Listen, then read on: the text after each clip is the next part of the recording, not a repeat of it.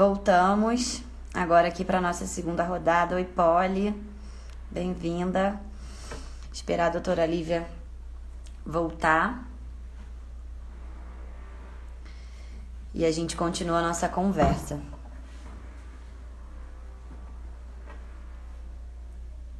Polly, vocês estão me ouvindo bem?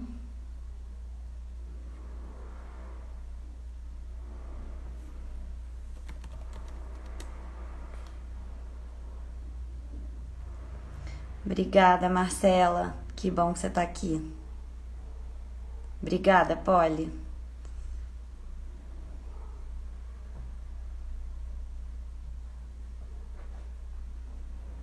Avisei aqui para a doutora que a gente voltou. Oi, Renata. Bem-vinda, querida.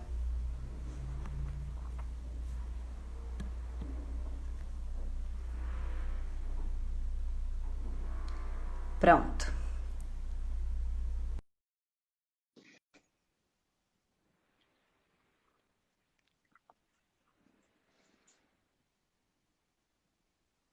Voltamos. Pronto, querida, voltamos.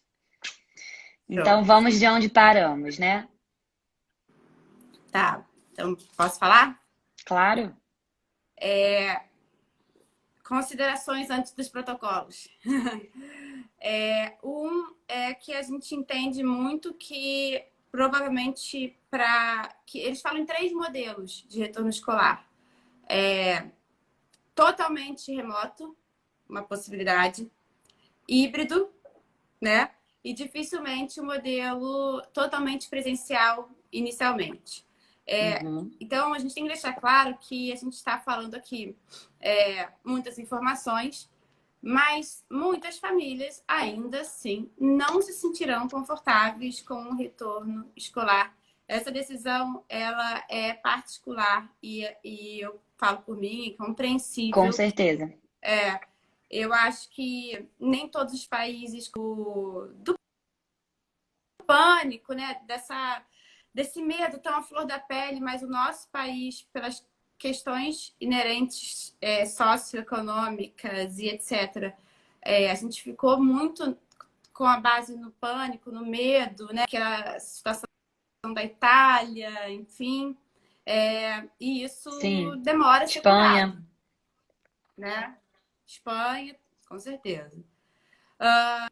Além disso, eu tinha proposto, né, na live que eu fiz com a Patrícia Barreto, que a gente leu e eu vi lives, e eu não sei onde que eu peguei, mas 4 perguntas para a gente responder, para cada família responder, que é uma, se seu filho participa de um grupo de risco pela infecção do novo coronavírus, das novas evidências, né?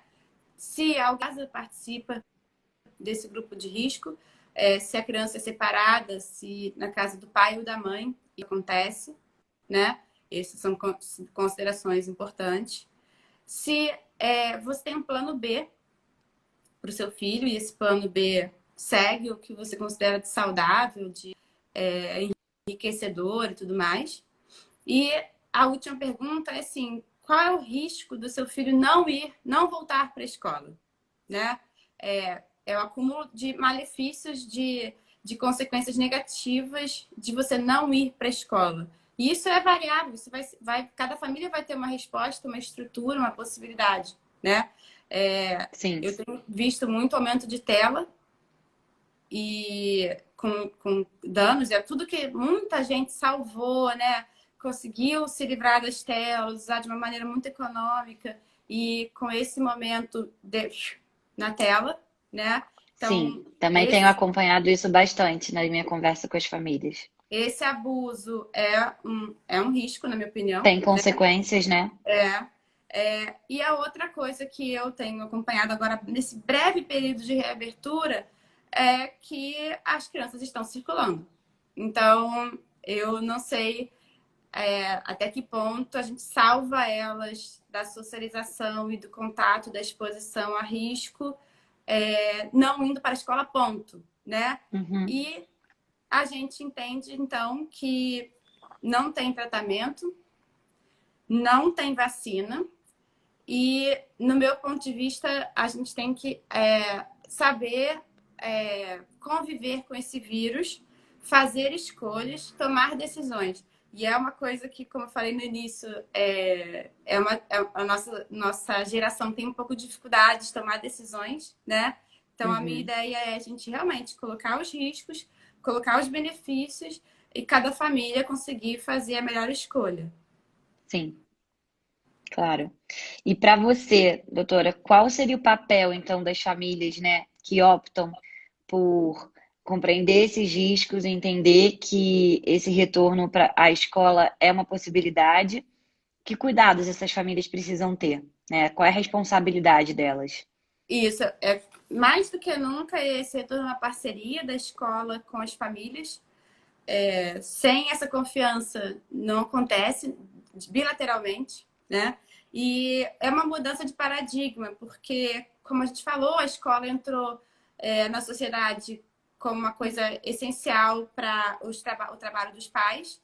E para os pais não faltarem o trabalho, as crianças para a escola um pouquinho doente, ou até muito doente. E nesse momento isso não vai ser Sim, possível. Não é. E uma vez que o novo coronavírus na criança faz um quadro leve, quadros leves não vão ser aceitáveis inicialmente, né? E quando você não mandar seu filho com um quadro leve para a escola, você está sendo responsável com a sua comunidade escolar, né? Porque se isso acontecer de uma forma que você podia ter evitado, isso pode gerar consequências para o sucesso do retorno escolar. e Então, principalmente, né, de acordo com o que a gente estava conversando no bloco anterior, você está ameaçando a saúde dos adultos dessa comunidade, né? Muito exatamente. provavelmente, a maior chance de contágio de uma criança pode ser para um adulto, né? Exatamente. Então, é responsabilidade dessa família assumir que está mandando para a escola uma criança 100% saudável, e isso se baseia em a família não ter tido um contato de risco com o novo coronavírus, tá? Viajei no final de semana, descobri que alguém da casa que eu estava está com coronavírus, meu filho vai para a escola. Não, tem que Sim, entender, cumprir o período de quarentena. incubação para saber se aconteceu alguma coisa ou não, porque é um risco conhecido que a gente está lidando, né? Ele começou um quadro novo de tosse, ou febre, ou diarreia, vômito, perda do olfato, do paladar. Vai para a escola? Não. Ah, doutora, mas vai ser difícil. Vai ser um pouco difícil. Inicialmente vai ser um pouco difícil. Tem outros vários vírus que podem acontecer. Mas nesse começo a gente vai ter que pecar dessa forma. Com isso é capaz da escola diminuir, não ser mais aquela coisa que todo mundo estava tentando trabalho, principalmente eu como pediatra e vocês como mães, da criança doente o tempo todo, né? Mães e Mas pais, né?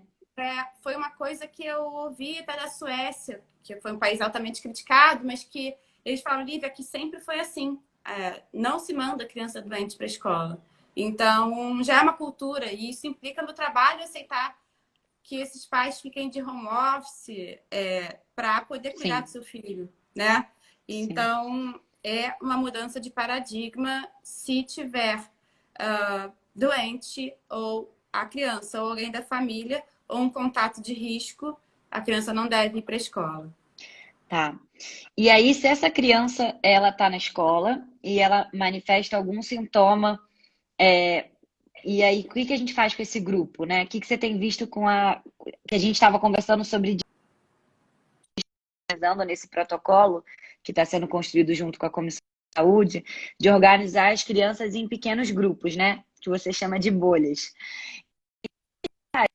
Essa É, bolha, quando uma criança manifesta um sintoma, por exemplo, de gripe, né? Pensando nesse retorno agora que agosto, que é a previsão da fase 5 e 6 do município do Rio, uma febre, uma dor de garganta. O que que a gente faz com esse isso. grupo? Como a gente teve aquele artigo da Science, que foi muito interessante, porque eles viram ao redor do mundo e eles trabalham também colocar aqui. E a gente está vivendo uma grande experiência. Nunca ouvi isso antes. As escolas estão reabrindo, cada uma com uma premissa principal, umas com umas, outros sem, cada um com uma epidemiologia local, né? E aí a gente não sabe exatamente o que foi que impactou o sucesso daquela reabertura. E fato é que uma resposta padrão ouro em relação ao que fazer não existe, né? Algumas escolas na Coreia do Sul fecharam a escola inteira após um caso suspeito e outros isolam a sua coorte, ou sua bolha, né? Como a gente falou. Sim. Então, a ideia da bolha, para mim, é muito interessante, que é uma ideia de você fazer com que o seu filho ele tenha mais contato com crianças da turma, em número limitado, e com menor número de adultos possível. E que não circule pela escola com outros grupos de crianças. Então, com isso, você minimiza os contatos, né, dele e o risco. Então, assim, do momento que um adoece naquela bolha, naquela panela, naquela coorte, lá essa coorte e entender se esse caso foi positivo ou não, se outras pessoas adoeceram ou não, e depois retornar para a escola, né? E isso vai ser um aprendizado. Eu acho que vai ser necessário também a gente abrir a mente para testagem. Os pais, Tá. eu acho muito importante testar quem tiver com sintomas. Vamos falar sobre a porque testagem agora, doutora. Fala a sua opinião, né? O que que você vê sobre qual a retorno, eficiência da testagem, que tipos de testagem você recomenda? tá? Flexibilização é igual testagem, porque quando começam a circular as pessoas e outras possibilidades virais, eu tenho visto aqui em adultos, fiz assim uns 10, pelo menos, testes negativos de adultos que tiveram dor de garganta, dor no corpo, e passou rápido e tal, e era outro vírus, né? E a gente só vai poder isolar quem precisa, e a pessoa 14 dias dentro de casa, se ela souber que é coronavírus, senão ela não vai ficar, entendeu? E então o teste para esses casos é o PCR, é o RT-PCR, que é o teste que você meio que enxerga o vírus, né? Não é o do anticorpo.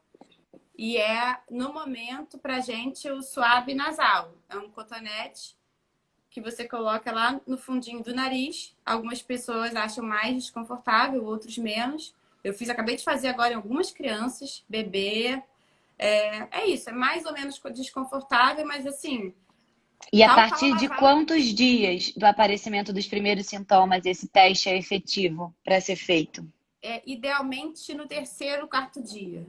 Não é Tá. tão legal você fazer no primeiro sintoma. Diminui a positividade. Então, deixa eu ver se eu entendi. Na sua opinião, e pelo que você tem pesquisado, uma criança ou um educador manifestou um sintoma. É afastado da escola, essa pessoa, e depois de 3, 4 dias manifestando aquele sintoma, ele faz o teste do swab PCR. E aí vai confirmar se teve o coronavírus ou não, para saber se vai ficar, então, 14 dias, né, no mínimo, até poder testar novamente negativo. E aquela bolha daquele grupinho que essa criança e esse educador faziam parte na escola, na sua opinião, você também afastaria esse grupo por 14 dias? Inicialmente eu vou responder que sim. Eu ainda tenho minhas dúvidas. Tá. Porque Eu essa é uma vi, questão que a gente tem conversado com as famílias, e aqui estou trocando com você, expondo, né? Claro que a gente precisa dessa parceria, mas também, de repente, era uma febre, era uma gripe, né? A gente vai retornar aí no inverno. Então, o que que a gente poderia, de repente, fazer com esses pequenos grupos para que não fique todo mundo 14 dias fora do convívio escolar, pensando que a gente vai precisar fazer uma readaptação a cada retorno? Porque a gente está tratando de criança pequena, pelo menos na realidade do Espaço Cria, são crianças de 10 meses até 8 anos. Então, queria ouvir um pouco também o que a gente poderia fazer com esse grupo pequeno, qual seria uma possível solução para até ter o resultado positivo ou negativo, que se até ter o fala. resultado positivo e negativo. Eu, Exatamente. eu vi como experiência, parece que uma creche na China, ela coloca máscara, que não colocaria nessas crianças pequenas, até sair o resultado da que adoeceu. E aí, se for Tá. positivo, age de uma maneira, se for outro vírus, age de outra maneira, né? Mas, Tá. assim, eu sei que na Alemanha eles fizeram estudos com PR mesmo nas escolas e ainda não saiu esses resultados, né? Então, eu acho que a gente vai aprimorar o que fazer e, por enquanto, eu pecaria por excesso. Tá. Doutora, a Tininha colocou aqui, o ideal seria a testagem de todos da bolha. Mas se alguém da bolha, por exemplo, não está manifestando sintoma, só teve aquela criança que manifestou sintoma, vai aparecer a presença do vírus, e mesmo quem não Eles manifestou fazem em termos sintoma? de estudo, lá pelo 5º dia, 7º dia, foi como fez a Coreia do Sul, né? Como estudo, você fazer um swab em todo mundo. Tem alguns conceitos rolando. Um conceito é você pegar cada criança da bolha, uma vez por semana, faria um swab nasal. Aí a outra vai lá e faz swab nasal, todo mundo da bolha. Aí mistura no mesmo potinho, entre aspas, é isso. E eu vou ler um PCR só da turma, da bolha. Aí, se tiver um positivo, eu isolo aquele grupo e cada um faz o teste individual para ver quem era. Uma possibilidade que daria 1 milhão de exames por dia nos Estados Unidos, caso toda escola adotasse isso, né? Nossa. Super prático, né? Super. Tá vindo um estudo, um exame de saliva. Então, para quando chegasse, né? Cada um dava um cuspinho por semana, mistura os cuspes todos, faz o exame, se tiver alguém positivo, aí depois estuda individualmente a turma. Mas eu não acho isso prático ainda e acho que adoecendo a gente passa a olhar para salvo estudos epidemiológicos. Tá. Porque uma questão que se coloca nesse momento para as escolas, principalmente, né, as escolas de educação infantil, é a crise financeira. E você ter que se responsabilizar por todas essas testagens diariamente é um custo que as escolas Impossível. não vão conseguir absorver. Então, a gente pensar Não, seria nesses uma vez esquemas por de semana, né? isolamento. Mas assim, Desculpa. seria uma vez por semana a testagem do coletivo, sabe? Mas Uhum. é uma ideia Uhum. que mesmo para país desenvolvido é impagável. Sim.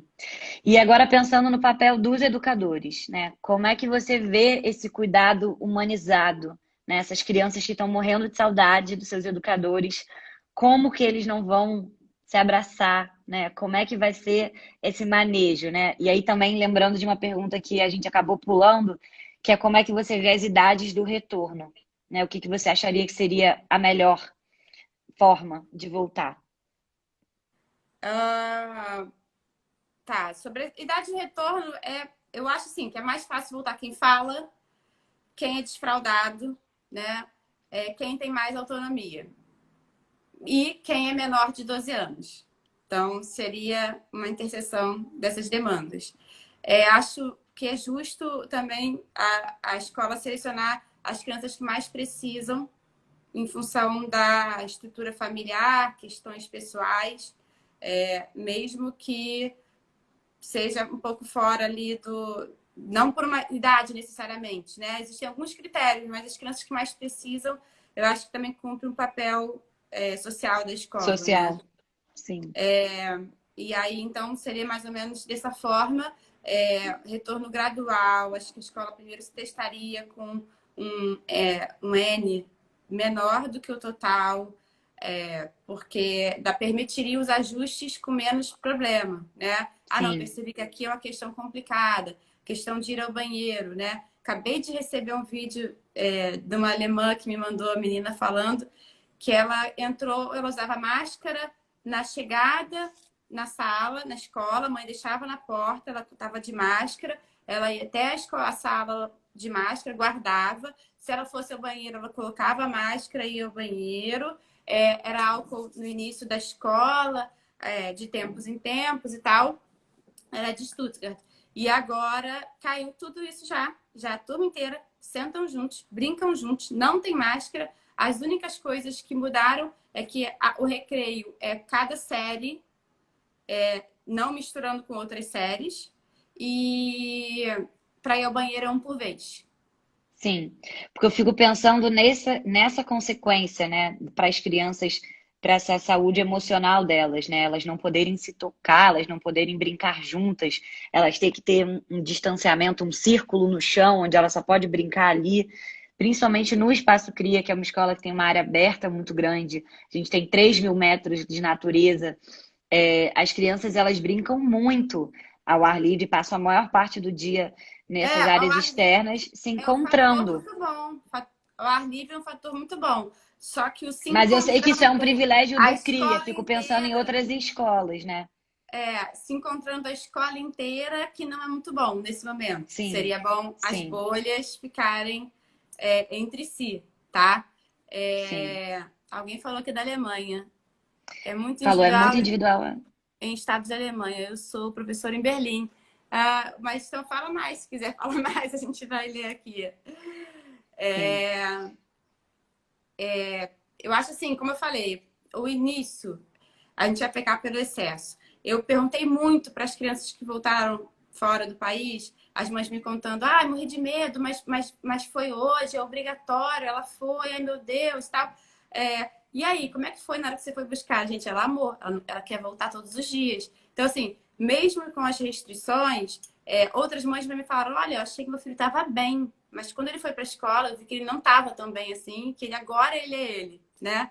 Então, assim, a gente, eu não gosto de trabalhar dessa forma, de pensar assim, eu queria o ideal, se não é para ser o ideal, é melhor nada, né? Não, também Vamos acho que a gente não tem que ser extremo.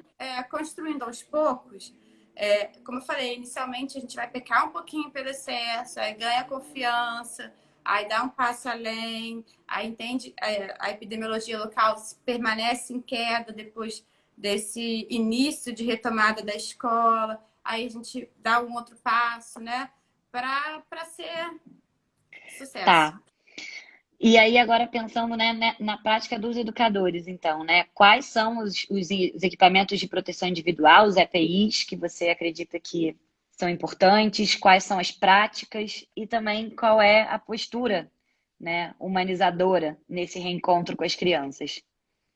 Em relação a gente tem que entender como é que a doença prioritariamente é transmitida. Então, ela é transmitida através das gotículas que você libera na fala, no canto, no espirro, na tosse. Então, quando você põe uma barreira como uma máscara, você limita muito a exalação dessa gotícula e, com isso, é um dos principais controles que você vai ter. O outro é que você pode, através de locais contaminados por essa gotícula, colocar a mão e coçar o olho, nariz, boca e levar o vírus para você. Então, a higiene das mãos é uma arma fundamental para que a gente neutralize qualquer hipótese de vírus que caiu ali. Então, esses conceitos são super importantes. Quando a gente consegue fazer o distanciamento social na escola, o professor seria com uma distância maior do que entre alunos, sabe? Entendendo esse conceito do estudo da Coreia do Sul, Uhum. você pode até reduzir a sua proteção de barreira quando você tem distanciamento social. Então, para quando as crianças meio que sentam para ouvir uma explicação e elas conseguem sentar com o distanciamento, elas não precisariam das máscaras, até o professor com uma distância maior não precisaria da máscara. Os professores que lidam com cocô, xixi, vômito, né, deveriam fazer uma proteção a mais, com proteção de olho, né, e um isolamento físico também de roupa. Proteção de olho, você usaria o face shield? Usaria. Está Tá. disponível, usaria. E um avental, né, que possa ser higienizado ou trocado também. E Uhum. luvas. Acho que para esse tipo de profissional que vai para o banheiro, vai para trocar fralda, seria importante. Tá. E para as crianças, qual a visão que você tem assim hoje, né, com o que você tem de formação? Você usaria face shield nas crianças? Você, se fosse diretora de escola, botaria máscara? Eu confesso que eu tô bem reflexiva em relação a isso. Eu também. Eu vi que a maioria dos países exigiu para criança menor de 5 anos, não, né? Não exigiram. Menor que 2 anos não pode. Não pode, claro. É, e, e com grupos pequenos, e higienização das mãos. E aí eu falei que aquele conforto epidemiológico que a gente entende, que crianças pequenas têm mais resistência a se infectar e a transmitir, seria usado nesses momentos em que você não conseguiu garantir o distanciamento social, em que eles pegaram e se abraçaram. Como eu também peguei um vídeo de uma francesa falando, a mãe foi buscar ela na escola, aí ela tava com aquele olhinho, né, vivo. Como é que foi? Ela, muito legal. Aí ela, e você conseguiu ficar com distanciamento? Ela, mas a fulaninha me abraçou, porque ela tava morrendo de saudade de mim, Ah, né? Então, assim, isso vai acontecer. Uma criança chorando, que a professora tenha que se aproximar dela, isso vai acontecer e deve acontecer, deve né? ter esse acolhimento, né? Claro. Então, a professora pode usar de descer de joelhos, olhar no olho, de máscara, né? E depois higienizar as mãos. Pode botar ela no colo, de bumbum, assim. Como eu tô sentada e a criança fica de costas para você, ela fica no contato do colo, mas não bafo com bafo. Sim, E depois higieniza também as mãos. Então, eu acho que não é dizer, como também ouvi, porque a minha amiga mora na França, né, ela não vai mandar a criança para a escola porque ninguém abriu a garrafinha de água dela, ninguém ajudou ela no banheiro, a menina ficou sozinha e tem só 3 anos, né? Também, jamais. Não é isso. não é isso. Não é abandonar as crianças agora como se elas tivessem que dar conta delas mesmas, né? O A que a gente gente vai tem pensado, limitar os riscos e aproveitar o conforto epidemiológico dessa faixa etária. o que a gente tem pensado no CRIA, né, compartilhando um pouco com vocês, a gente realmente abrir a escola com essas bolhas, dos maiores para os menores, né? Então a gente se organiza em ciclos, né? O ciclo 4 são crianças de 6 a 8, são elas as primeiras a voltar. E aí a gente também criou uma música que de 2 em 2 horas ela vai tocar na escola para ser a hora de lavar a mão, todo mundo geral, obviamente também a cada contato com um objeto também a gente lembrar as crianças de higienizarem. Mas acho importante a gente falar sobre esse cuidado humanizado, né, que não vai trazer neurose, nem essa atenção para essas crianças que já ficaram tanto tempo, né, privadas desse convívio, desse afeto, né? E estão tão sedentas por reencontrar seus professores, sua escola, seus amigos. Então, acho Eu importante a vi gente muito pensar aquelas nisso. imagens da China, com todo mundo meio com roupa da NASA, mas não é isso, assim, não foi assim que a Europa voltou, que outros países voltaram e que é o necessário. Não é isso que é a senha do sucesso, né? A senha tá barreira, higiene das mãos, distanciamento social quando possível. Tá. Higiene da Bom, superfície, locais ventilados. Banheiro, não ir para a escola quando doente, né? Essas são as principais senhas de sucesso. sim, sim. Doutora, acho que eu vou pensar assim, se tem alguma coisa que você queira acrescentar. Não sei se tem alguém que queira fazer alguma pergunta. Acho que eu vou deixar esse espaço final antes da gente realmente concluir para você fazer alguma consideração que você acha importante. Se alguém quiser trazer alguma do que a gente tinha planejado, conseguimos com calma trazer, Foi. né? Que é um assunto muito complexo, é um assunto que gera muita ansiedade e era Eu importante queria, para a gente assim, poder trabalhar isso aqui com calma. eu queria falar uma coisa, mais uma coisa, que parece que eu tô falando sorrindo, que eu dei notícias positivas, da minha opinião, mas eu entendo a complexidade que envolve a decisão governamental de autorizar as escolas, que eu não vou estar falando só com a Mariana e a escola da Mariana, né? O N de pessoas que vão circular nesse momento, como as pessoas vão, vêm. Eu sei que é muito maior do que isso, assim, eu estou me dedicando ao meu público, né, aos estudos que eu estou tendo acesso em relação ao papel da criança na epidemia. Eu não consigo não valorizar o papel da escola na saúde da criança. Então é nisso aí que eu tô trabalhando, mas eu sei que tem uma complexidade de fatores envolvidos, né? Então, só para não parecer que a coisa é simples, que a coisa é um beabá, a gente tem como privilégio poder ver experiências anteriores, né? A gente não ter sido os primeiros atingidos, a serem atingidos. E o que eu posso ler das experiências é que, assim, é possível, o cenário epidemiológico local tem que estar favorável. Quanto mais o vírus circular fora da escola, maior a chance dele circular dentro da escola. Quanto menos ele circular fora, menor ainda é a chance da gente circular dentro. A gente sabe como a doença é transmitida, então a gente tem como atuar, como eu falei, nas barreiras, né, nas higienes. E, na minha opinião, a gente tem que lutar para que isso seja possível dentro da nossa cidade. E resgatar também, né, esses cuidados básicos, né, que de higiene, que eu acho que a gente foi perdendo. Lavar a mão quando chegar em casa, tirar o sapato quando chegar em casa, higienizar os produtos que a gente compra. A gente também ser respeitoso, que os países asiáticos já têm essa cultura de quando alguém está gripado, a gente já ser respeitoso e pensar no coletivo. Esse vírus trouxe esse resgate, essa possibilidade de nos reconectarmos com somos um, né? Uma espécie dentro de um planeta e trazer de volta esse elo de solidariedade. Olha, tem algumas perguntas que estão vindo aqui. A Cecília está perguntando: imunização de rebanho? Qual é a sua opinião sobre isso? Eu falei aqui um pouco sobre acharem até que o Rio de Janeiro tenha sido muito mais a gente imagina. Mas assim, não vou nem me dedicar tanto aqui, porque imunidade celular, o anticorpo cai, imunidade celular fica, imunidade cruzada com outros coronavírus, se a imunidade é duradoura, se não são questões aí para o amanhã. E, entre aspas, a gente tem que se preocupar também com hoje, sabe? Uhum. Travou aqui um pouco, mas voltou agora.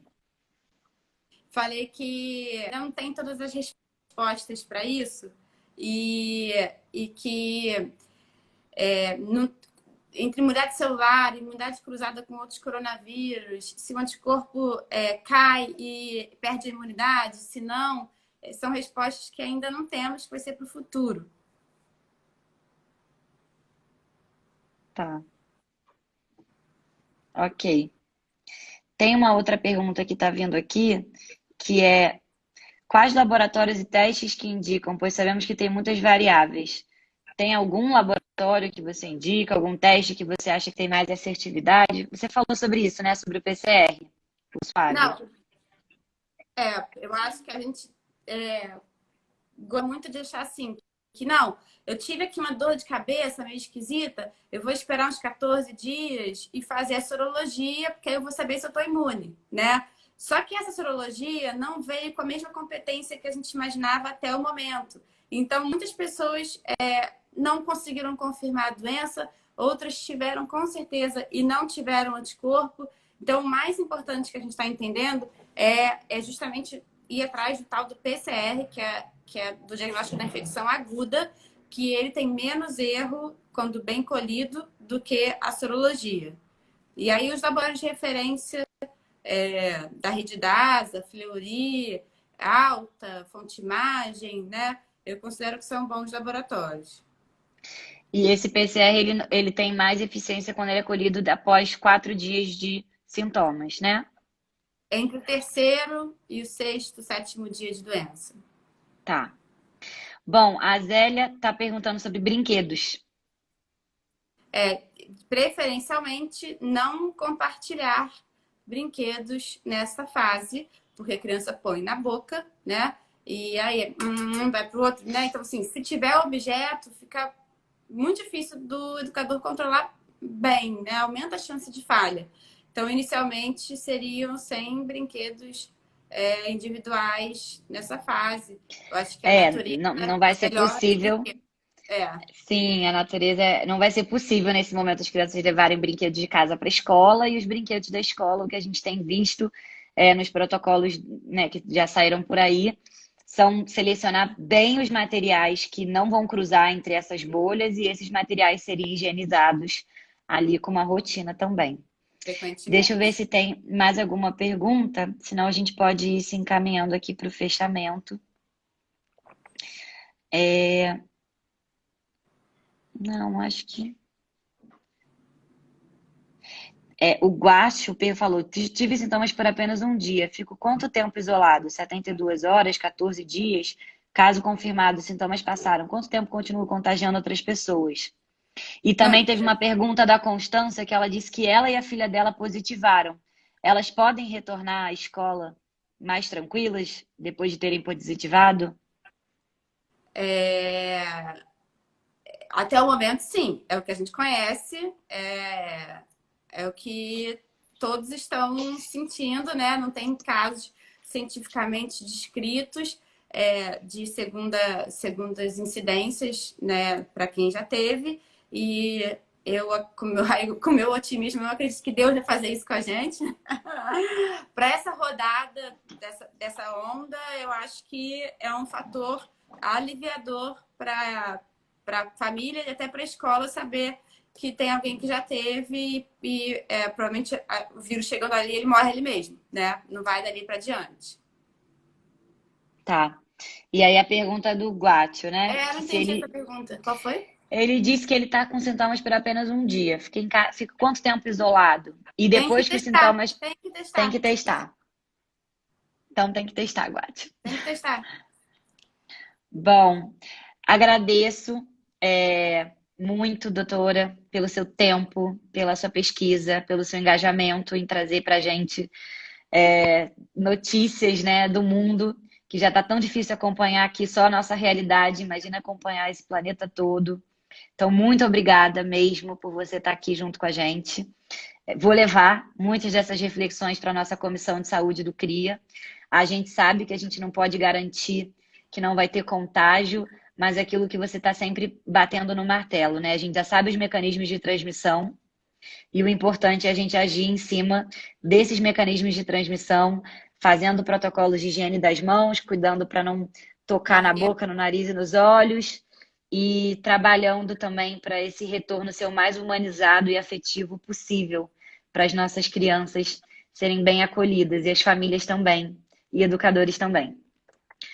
Muito obrigada. Deixo aqui espaço para você dar seu recado final.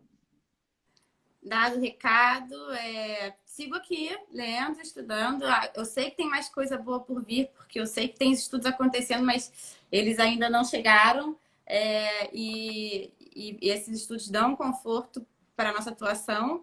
Como eu falei, realmente a gente tem muitas dúvidas, algumas certezas, alguns conhecimentos já sólidos, que nos permitem atuar o melhor possível.